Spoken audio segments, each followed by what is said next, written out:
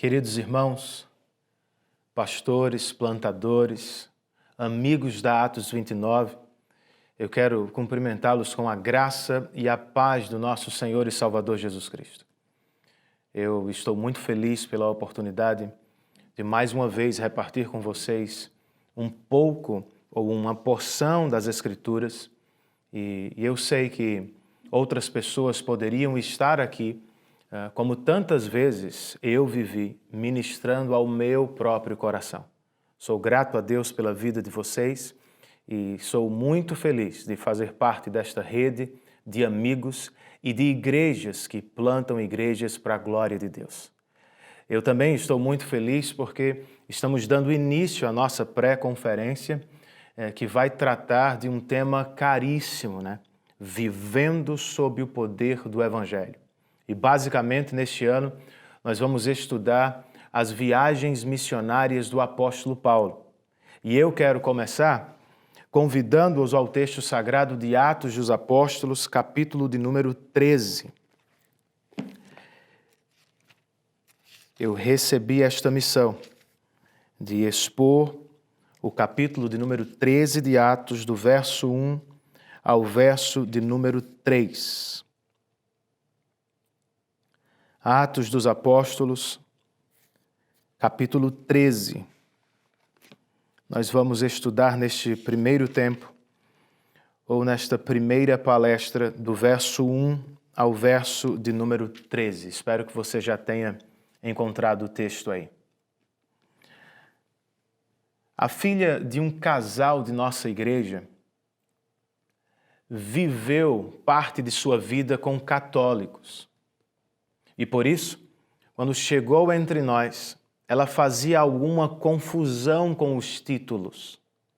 Por vezes ela me chamava de Padre Renan. E eu entendo. Ela estava em adaptação, transição de um ambiente para outro. Mas chegou o dia do troco, queridos. Ela voltou à instituição católica. E o que é que vocês acham que ela fez? Bem, ela chamou o padre de pastor fulano.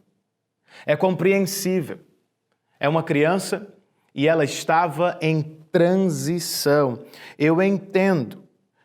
Sem querer, ela ainda faz alguma confusão.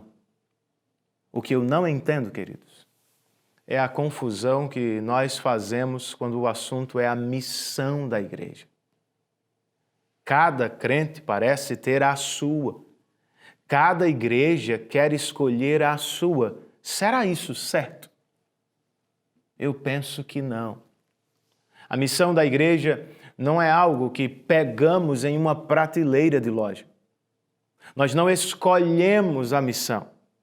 Nós a recebemos do próprio Senhor Jesus. Foi Ele quem disse que nós devemos fazer discípulos de todas as nações. E é com essa missão internacional que Lucas se ocupa a partir de agora, em sua narrativa histórica acerca do desenvolvimento do cristianismo. Para começar, eu quero ler apenas o verso de número 3 com vocês. Atos, capítulo 13, verso 3. E ao longo da exposição, nós voltaremos aos versos deste texto. Atos 13, verso 3, o texto inspirado nos diz assim: depois de jejuar e orar, impuseram-lhes as mãos e os enviaram. Vamos orar? Senhor, eu quero te render graças por esta rica oportunidade que tenho de servir os meus irmãos. Eu estou em tua dependência e espero que eles também. E o meu pedido é que o Senhor fale na Escritura conosco. Que o Senhor nos ajude a compreender e buscar praticar a missão que recebemos para a tua glória e para o bem dos perdidos neste mundo. Eu oro assim, Senhor, em nome de Jesus Cristo. Amém. O esboço de Atos, queridos, está sendo cumprido fielmente. O Evangelho foi pregado em Jerusalém, depois na região da Judéia e chegou até mesmo aos samaritanos.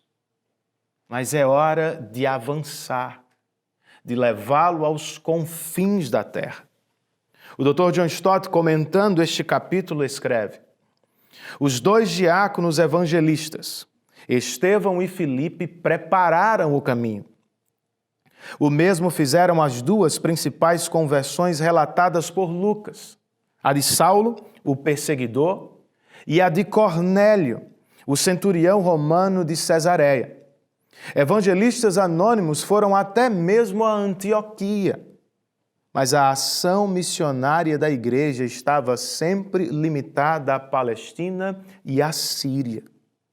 Ninguém tinha tido a visão de levar o evangelho às nações além mar. Chegou a hora de dar o próximo passo, de avançar. Chegou a hora de Lucas nos apresentar o que alguém já chamou de um dos capítulos mais importantes da história da igreja. E por que ele seria tão importante assim? Bem, este capítulo é muito importante, porque trata da missão internacional da igreja. Agora, como podemos compreendê-la melhor? E como este texto pode nos ajudar a buscar vivê-la para a glória de Deus? Bem, eu acredito que este texto nos traz algumas verdades sobre a missão da igreja. Inicialmente, eu posso dizer que a missão começa na igreja. É o que temos entre os versos 1 e 3.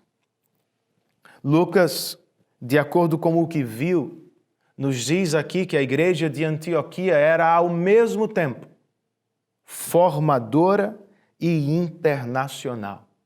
O verso 1 registra: na igreja de Antioquia havia profetas e mestres, Barnabé, Simeão, chamado Níger, Lúcio de Cirene, Manaém, que fora criado com Herodes o tetrarca, e Saulo. Percebam, por um lado, o autor sagrado está nos dizendo que nessa igreja havia pregadores e mestres em abundância. Sim, isso se dava pela providência de Deus. Foi o Senhor quem os posicionou todos em Antioquia. Mas isso também acontecia porque aquela igreja era dada a formação de pregadores e mestres.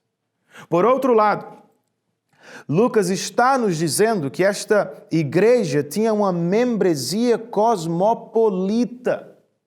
Havia gente de todo lugar e até mesmo de tudo que era cor. 2 deles, por exemplo, eram africanos e ao menos um havia crescido com o governante Herodes. Sendo assim, queridos, um comentarista escreve: a igreja de Antioquia era um microcosmos do que a igreja de Cristo seria no mundo, internacional e formadora. Contudo, ela não era apenas isso. Segundo o que Lucas apurou, esta igreja era uma igreja que adorava a Deus ou que levava a adoração a sério. Leiamos o verso 2. Enquanto adoravam o Senhor e jejuavam, disse o Espírito Santo: separem-me Barnabé e Saulo para a obra a que os tenho chamado. Nós estamos diante de um culto para o qual os irmãos deram prioridade, por isso jejuavam. Estamos diante de um culto no qual a palavra de Deus era muito importante, estava no centro, o Espírito falou. Nós não sabemos ao certo se foi dando aos missionários Barnabé e Saulo uma direção interna ou se foi através de um irmão que estava ali. O que nós sabemos é que o Espírito falou.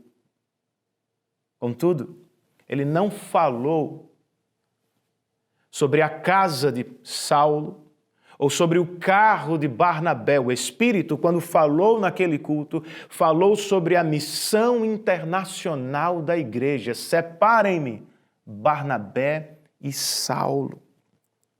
E o que aconteceu depois? Nós lemos ao início o verso 3, assim, depois de jejuar e orar, impuseram-lhes as mãos e os enviaram. Vejam isso, irmãos. Os crentes de Antioquia, bem como os crentes que deixariam aquela igreja, todos eles estão na dependência do Senhor. Por isso eles oram, por isso estão jejuando. O grupo que fica e o grupo que vai, o grupo que envia e o grupo enviado, todos estão orando e jejuando, vivendo na dependência do Senhor. Ao mesmo tempo, os irmãos que ficaram em Antioquia, ao colocar as mãos sobre os que foram ao campo, estavam dizendo com aquele ato: nós vamos com vocês. Vocês não estarão sozinhos. A igreja de Antioquia, portanto, formava missionários, os separava em obediência à voz de Deus e os enviava ao campo para plantar novas igrejas, com compromisso e em oração. Eu lhes pergunto, será esta a nossa igreja? Esta é a sua igreja? Nossas igrejas são formadoras. Há espaço na sua agenda, meu querido amigo pastor, para investir na próxima geração de pastores e plantadores.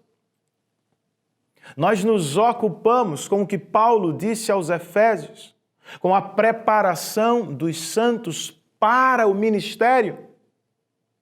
Ou será que só nos preocupamos com o que achamos ser o nosso ministério?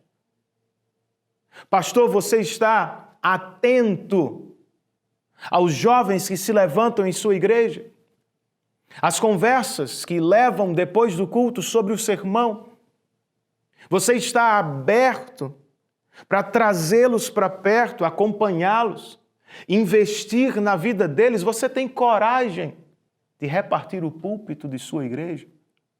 Ou de oferecer oportunidades para aqueles que aspiram pregar o Evangelho, como pregarão se nunca tiveram oportunidade? É na igreja que nós formamos os próximos plantadores e missionários da igreja do Senhor. Será que a nossa igreja é formadora? Bem, será que a nossa igreja, como acabamos de ler, é uma igreja que adora a Deus com seriedade? Ou seja, será que a palavra do Espírito está no centro de nossos cultos? Será que a palavra do Espírito é quem nos ensina como adorar? Será que elas são ouvidas nas canções, nas orações que fazemos? Será que temos tempo para expor a palavra do Espírito às nossas igrejas? E ainda pensando em adoração, será, queridos, que nós nos preparamos para os cultos como estes irmãos se preparavam? Eles jejuavam de seus afazeres, diziam não a outras coisas, porque queriam dizer sim ao Senhor. Não é o que precisamos ensinar às nossas igrejas? Especialmente no que diz respeito ao dia que se chama pelo nome do nosso Deus. Nós precisamos dizer não às atividades, dizer não às bênçãos que o Senhor nos deu, a fim de dizer sim ao doador de todas as bênçãos. Por que não nos preparamos mais e melhor para cultuar com a igreja? Ainda a partir destes versos iniciais, nossas igrejas são missionárias. Bem, a igreja de Antioquia não apenas formava novos pastores e mestres. Pasmem vocês, ela os enviava ao campo, enviava os melhores que tinha. Por vezes nós queremos ficar com eles, pois serão mão de obra na igreja. Vão nos ajudar muito na igreja local, mas e o reino de Deus? E o avanço do Evangelho? E as outras cidades? E os outros bairros?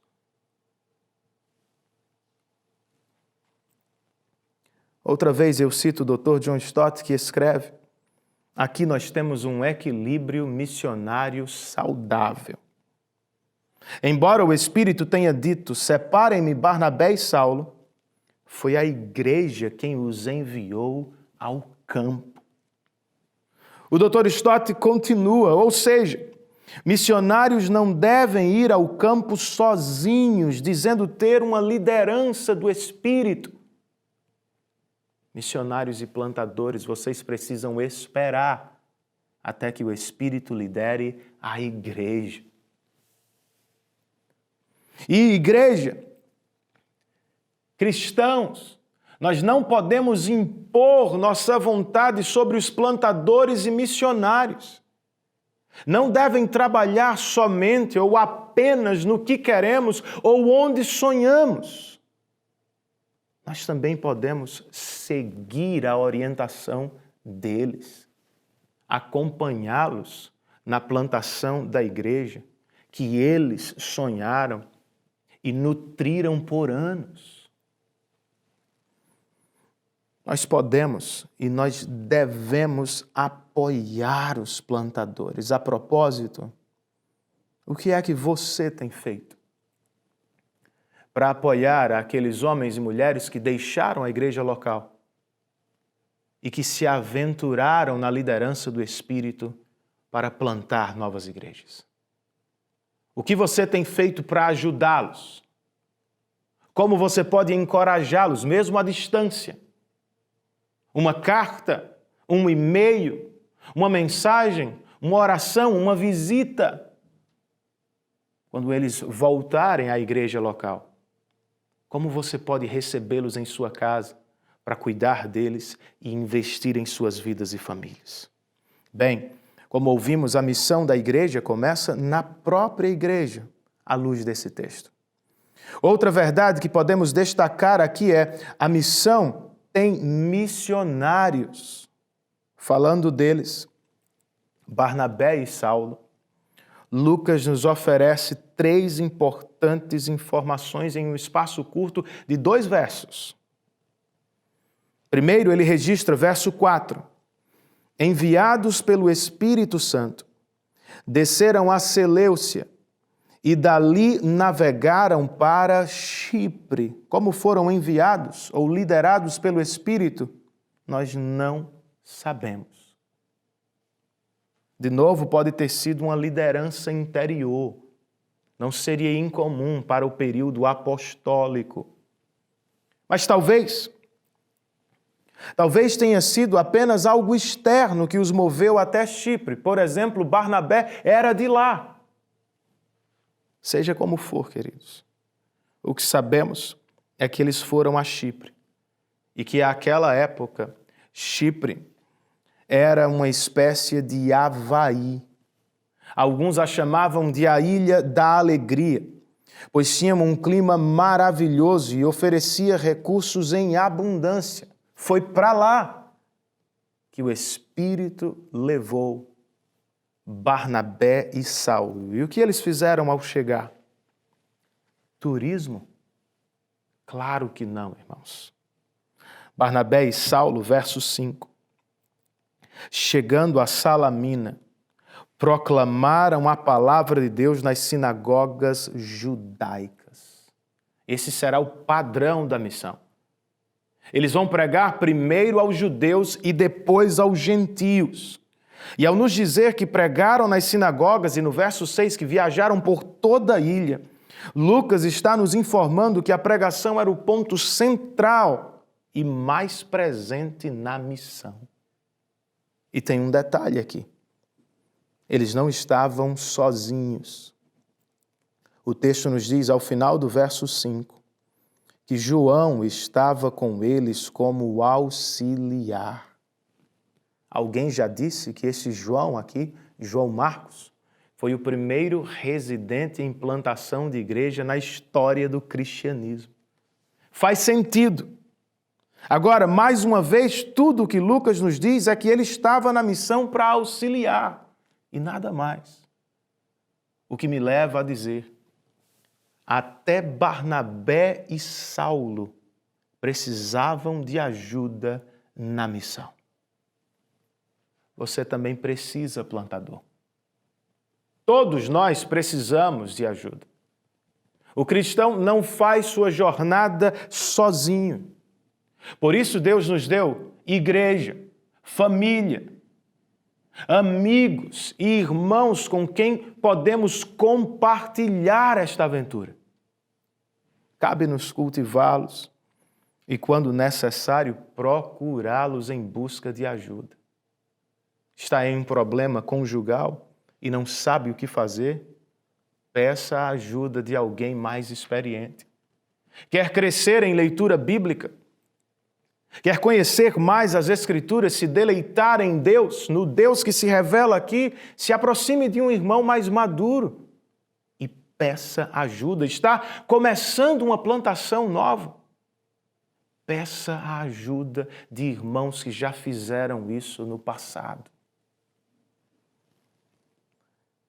Todos nós precisamos de ajuda. E todo cristão pode ajudar. A pergunta é, você quer, cristão? O que é que você tem? O que você recebeu de Deus, que pode ser um instrumento dele para fortalecer e ajudar os irmãos com quem você congrega na igreja local? O que será que nós temos na igreja local que pode ser repartido e investido com os plantadores e missionários que foram a campos e cidades distantes? Bem, eles ficarão felizes. Pois como eu e você, eles também precisam de ajuda no cumprimento da missão. A propósito, de que missão estamos falando, irmãos? Ou fazendo a mesma pergunta com outras palavras, qual é a tarefa com a qual os missionários e plantadores devem se ocupar? Missionários não vão a Chipre ou à África fazer turismo. Não vão a Nova York ou ao Rio de Janeiro como ativistas sociais. Missionários e plantadores são enviados pelo Espírito primeiro e antes de qualquer coisa para pregar o Evangelho de Jesus Cristo. É o que Barnabé e Saulo, com a ajuda de João, estão fazendo por toda a ilha de Chipre. Eles começam aqui pregando nas sinagogas, logo depois vão pregar a um político e ao final da primeira viagem estarão pregando a uma multidão. Seja onde for, eis o que eles mais fazem. Na cidade ou nos campos, na igreja ou fora dela, eles pregam o Evangelho. Eis a nossa missão também, queridos. Esteja você numa aldeia na África ou em uma faculdade no Brasil, nossa missão é a mesma, pregar o Evangelho de Cristo. Por quê, Renan? Porque todos os homens e mulheres são pecadores e se encontram sob a ira de Deus. Não importa se são ateus intelectuais ou animistas que se prostram diante de espíritos malignos, todas precisam de um Salvador. Por isso nós precisamos pregar. Por isso Barnabé e Saulo foram enviados pelo Espírito a Chipre. Por isso Deus o enviou ao local de trabalho onde você está. Por isso Ele me colocou na cidade em que estou. Por isso o Senhor está levando-o a plantar uma igreja em outra cidade. Pessoas precisam ouvir o Evangelho. Mas como cumprir esta missão? Bem, além de fidelidade à mensagem do Evangelho, Como percebemos aqui, nós precisamos de perseverança e de confiança no Deus que nos mandou a missão. Ao que tudo indica, Barnabé e Saulo pregaram muitas vezes e não colheram muitos frutos. Vão colher depois, aqui não, ou agora não. Não é o que por vezes nós vivemos na plantação de igrejas. Nós pregamos, nós investimos, mas nem sempre vemos muitos frutos. Lembre-se, meu colega, nós não fomos chamados para contar os salvos. Eu e você fomos chamados para pregar o Evangelho aos perdidos. E depois, o que fazemos, Renan? Nós descansamos. Nós perseveramos na missão e depois descansamos na soberania de Deus e no trabalho invisível, mas certo, do Espírito Santo. Ou você acha que Deus enviaria Saulo e Barnabé para Chipre se não tivesse eleitos ali? Você acha mesmo que Deus o enviaria a plantar esta nova igreja se não tivesse eleitos em mente nesta cidade? Há eleitos para a salvação onde Deus nos colocou sabiamente, queridos. Há eleitos em nossas famílias, nossos trabalhos. Há eleitos de Deus no local onde você está plantando esta nova igreja. Sejamos com isso bons missionários de Cristo. Afinal, a missão que começa na igreja conta com missionários. Para terminar, eu ainda posso dizer que a missão que recebemos do Senhor é uma batalha. É o que temos aqui entre os versos 6 e 13. Depois de nos dizer que os missionários chegaram a Pafos, uma espécie de capital da ilha, Lucas nos informa no verso 6 que ali eles encontraram um judeu chamado Bar-Jesus, que praticava magia e era falso profeta. Vejam, seu nome significa filho da salvação, mas na verdade ele era um falso profeta. E o que é que ele fazia por ali? Verso 7, ele era assessor do procônsul Sérgio Paulo. E é aqui que começa a batalha. O procônsul, sendo homem culto, mandou chamar Barnabé e Saulo porque queria ouvir a palavra de Deus. Mas Elimas, o mágico, esse é o significado do seu nome, opôs-se a eles e tentava desviar da fé o procônsul. Vejam, de um lado nós temos um falso profeta que mantém o procônsul sob o seu poder e engano. Ele não vai entregá-lo com facilidade. Do outro lado, você tem Saulo, que a partir de agora será chamado Paulo. Seu nome hebraico dá lugar a um nome internacional. É assim que Lucas faz a transição, sem muita explicação. Então Saulo, verso 9, também chamado Paulo, cheio do Espírito Santo, olhou firmemente para Elimas e disse.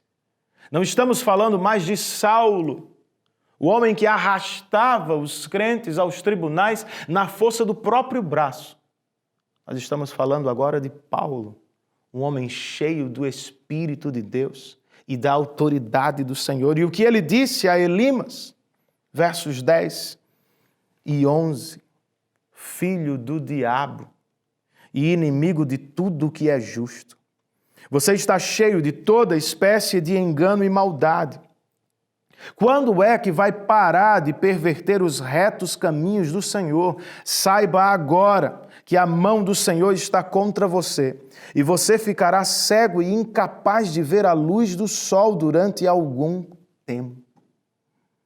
E imediatamente, registra Lucas, vieram sobre ele, Elimas, névoa e escuridão. E ele, tateando, procurava quem o guiasse pela mão. O procônsul, vendo o que havia acontecido, creu profundamente impressionado com o ensino do Senhor. Eis o resultado da fala de Paulo naquele dia. Um de seus ouvintes ficou cego. Outro ficou impressionado. Não apenas com o que viu, mas principalmente com o que ouviu, pois Lucas nos conta que Sérgio ficou impressionado com o ensino do Senhor. O falso profeta foi condenado e o político foi salvo, provavelmente naquele dia. E João Marcos, Renan? Onde está o auxiliar de Paulo e Barnabé? Verso 13. De Pafos, Paulo e seus companheiros navegaram para Perge, na Panfília. João os deixou ali e voltou para Jerusalém. Bem, é verdade que o texto não faz nenhum juízo de valor sobre o retorno de João. Lucas, mais na frente, no capítulo 15, vai nos dizer claramente que ele abandonou Paulo e Barnabé na missão. Por quê? Nós não sabemos ao certo. Talvez tenha simplesmente se cansado. Quem sabe ele discordava da continuidade da missão. Ou pode ter sido apenas esta batalha. Foi demais para ele. Para ver uma conversão. Os missionários enfrentaram o que Paulo chamou de filho do diabo. É demais para mim. Eu vou voltar. Talvez tenha sido isso. Nós não sabemos. Mas o fato é, João desistiu da missão. Quem nunca, queridos?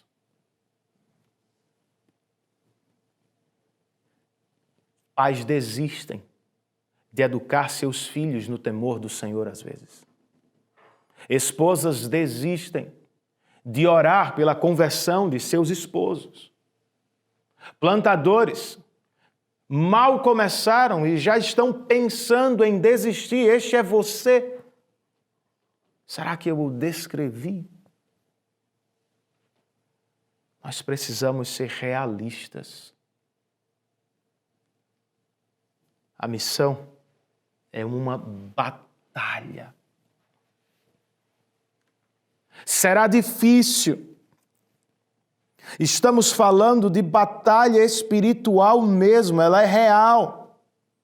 E por vezes vai alcançar nossas vidas, famílias, igrejas e ministérios. O diabo existe e não poucas vezes ele usa pessoas, circunstâncias e oportunidades para, como Elimas, o mágico, perverter o caminho do Senhor e fazer oposição ao avanço do Evangelho. É o que você está vendo na plantação? É o que está enfrentando em casa, meu querido irmão, plantador de uma nova igreja? Bem como ficamos de pé em dias de batalha. Como lutamos. O que fazemos? Lembre-se, meu irmão, embora o diabo seja poderoso, o nosso Deus é o Todo-Poderoso e Ele estará sempre ao nosso lado. Por isso, Paulo, sob a autoridade do Espírito, confrontou Elimas. Por isso, mais tarde, o mesmo Paulo diria em uma pergunta retórica aos romanos: se Deus é por nós, quem será contra nós? Minha irmã, Deus está com você na batalha em sua casa. Querido plantador, Deus não se esqueceu de você. Ele está ao seu lado no campo missionário. Lembremos, irmãos, Ele sempre estará ao nosso lado, mas Renan, eu já desisti. É possível. João Marcos desistiu aqui. Contudo, para nossa surpresa, ao final de sua vida, Paulo o chama de alguém útil para o ministério. Escrevendo a Timóteo, e depois de dizer que vários o abandonaram, ele diz: João permaneceu ao meu lado. Deus é bom. E Ele ama nos conceder novas chances. E mesmo quando desistimos de sua missão, Ele não desiste de nós. As circunstâncias mudam, os anos passam, mas o amor de Deus permanece o mesmo para sempre. Foi Ele quem disse aos israelitas dos tempos de Malaquias: eu sempre os amei. Seja encorajado por esta verdade de Deus. Encontre força na voz do Senhor. Levante-se, tente outra vez, faça com a obra de Deus o que a obra de Deus, ou melhor, o que o Deus da obra tem feito por você constantemente. Persevere, continue, não desista. E há aqueles que pregam, ensinam ou querem fazer com quem nos parecemos mais. Como Elimas, que perverte o caminho do Senhor, ou com João Batista, que prepara o caminho do Senhor. Os falsos profetas, à semelhança de Elimas, desviam as pessoas da fé salvadora. Pervertem o caminho do Evangelho, prendendo seus ouvintes a regras humanas e exaltando o esforço dos homens. Enganam as pessoas com ofertas de salvação imediata e, com isso, as afastam do verdadeiro Evangelho. Genuínos pregadores, ao contrário, pregam o Evangelho com o objetivo de aproximar pecadores do caminho da salvação. Pregam o Evangelho visando libertar pessoas de suas prisões, prisões espirituais da justiça própria e das boas obras. Pregam o Evangelho para exaltar a livre e soberana graça de Deus na salvação e para conceder aos pobres e sobrecarregados pecadores a esperança da comunhão com Deus. Essa é a nossa missão. Agora, a parte que cabe aos nossos ouvintes é a resposta. Eles sempre respondem. Se você é um amigo do Evangelho, se está nos acompanhando a convite de outra pessoa, mas ainda não se submeteu a Cristo, não o reconhece como seu Senhor e Salvador, não se percebe como um pecador carente de um Salvador, qual vai ser sua resposta hoje? Você vai imitar Elimas, o mágico, resistindo ao Evangelho? Ou vai seguir o procônsul Sérgio, que creu profundamente no ensino do Senhor? O primeiro foi condenado imediatamente, ilustrando a condenação final dos pecadores, quando estes viverão para sempre em escuridão. O segundo foi salvo, ou parece ter sido salvo, nos dando um vislumbre do que acontece àqueles que respondem positivamente ao Evangelho. Eles recebem iluminação. Uns respondem de modo negativo e permanecem na escuridão. Os que recebem de modo positivo recebem iluminação para quê? Segundo aos Coríntios, capítulo 4, nos diz que eles recebem iluminação para ver a glória de Deus brilhando na face de Cristo. Foi o que aconteceu com Sérgio. Mesmo sendo um homem culto e poderoso, ele ficou impressionado com o que Paulo disse sobre o Salvador, que morreu em uma cruz e ressuscitou ao terceiro dia. É dele que mais precisamos. É dele que você precisa também. Sem ele, você não apenas não desfrutará de tudo o que poderia nesta vida, você passará a vida eterna em escuridão. Por suas próprias escolhas, seus próprios pecados, você se fez um inimigo de Deus e é justo que Ele o condene por seus pecados. No entanto, não precisa ser assim. Cristo morreu na cruz para interceder por pecadores e para conceder a eles graça, perdão e salvação. Se atender à voz do Espírito, pela graça de Deus, você não vai mais viver em confusão. Pouco a pouco, você vai crescendo e aprendendo a vontade de Deus. Pouco a pouco, nós vamos crescendo e aprendendo sobre a missão da igreja. Como disse ao início, não é algo que escolhemos em uma prateleira de loja. Nós a recebemos do próprio Senhor. Precisamos fazer discípulos de todas as nações da terra. É o que temos feito, queridos. Alguns se escondem por trás da soberania de Deus e até usam João Calvino como escudo, alegando que o reformador não era dado à evangelização ou às missões. Sério? Encontram-se nos arquivos de Genebra centenas de cartas pastorais, Calvino escrevendo a pastores e missionários ao redor do mundo, incentivando-os na obra da pregação. O Dr. Heber Júnior, em um de seus livros, cita uma pesquisa que traz o seguinte dado: todos os cultos pós-sermão, João Calvino orava pela salvação de todos os povos e pelos pregadores que estavam sendo enviados ao mundo. Por que não fazemos o mesmo, queridos? Por que não oramos a Deus neste dia?